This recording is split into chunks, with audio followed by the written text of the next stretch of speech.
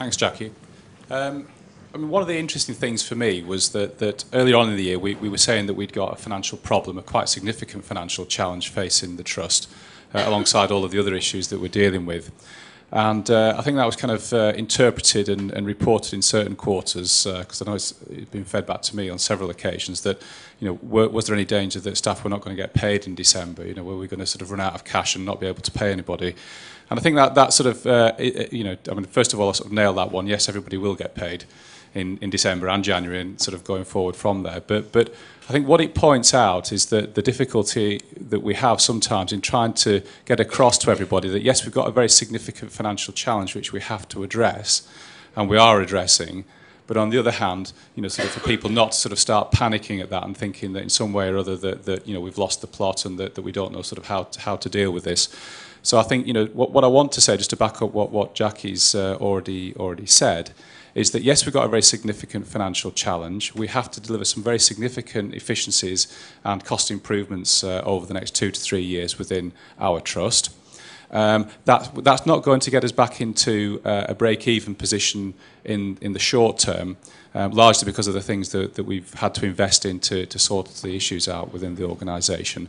But what we have been able to do is to agree with the Department of Health and with our local commissioners a package of financial support to essentially bridge us between where we are at the present time and where we'll be in 3 years' time when we get back into a break-even position. Okay, so I think, just so that everybody's absolutely clear, we do have a very, very significant financial challenge. We do have a plan to deal with that, and part of that plan is that we're getting additional financial support in the short term coming through from the Department of Health, essentially so that we don't run into some of the difficulties that we've got.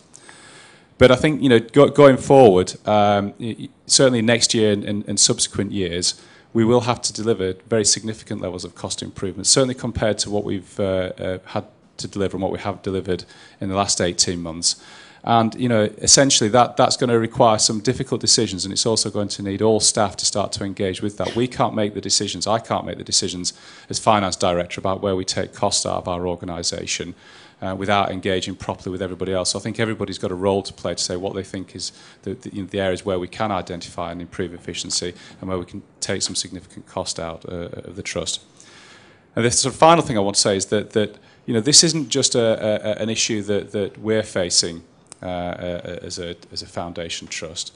I think our problems have been exacerbated because of the need to invest in particular services and particular issues because of the things we've been facing with. But actually, I think if you went to any foundation trust up and down the country, you would find a not dissimilar position and picture whereby they're having to look very, very closely at how they do things, how they provide services to make sure they're as efficient as they possibly can be. Because essentially, as everybody will know if you watch the news, there is a public finance crisis that is facing our government, is facing virtually all governments across the world, and the need to control public finances impacts on the NHS as much as it does on other services. Okay, so I'll hand over to Juliet. It's my turn now. Yeah, it is a difficult time, but I actually think as a trust we've got huge potential. I've probably hopefully met quite a few of you in the room. I started here in April, and I think that kind of stabilisation phase has been absolutely critical for the organisation. But I think what we've been able to do is actually prove that we can do it. We've made some great progress. There is still a long way for us to go, and as Jackie's described it, there are challenges, and I know that there will be people in this room that will be fearful, and there'll be those of you, hopefully like me, that think, wow, there is just so much that we can do with the organisation. And there are so many things.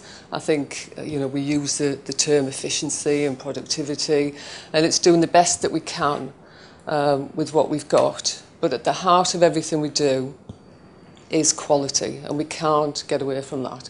And there's none of us would expect there to be any compromise whatsoever in relation to that. So yes, we've made some great progress. There's still a long way to go, but I think we've got a phenomenal future. But what it actually requires is everybody to pull together. It isn't just going to be down to the exec team. We know that we're just here, to lead, to work, to guide, to help paint that vision. But it's about the whole of our workforce being mobilised and pulling together in the right direction. And, you know, for me, it's absolutely achievable. We've made some great progress in relation to achievement of targets, which has been great for the organisation because that's how we're judged. That's how we're judged by the Department of Health, commissioners, etc. So we can't let go of the reins, but we do need to work together to make sure that we get there.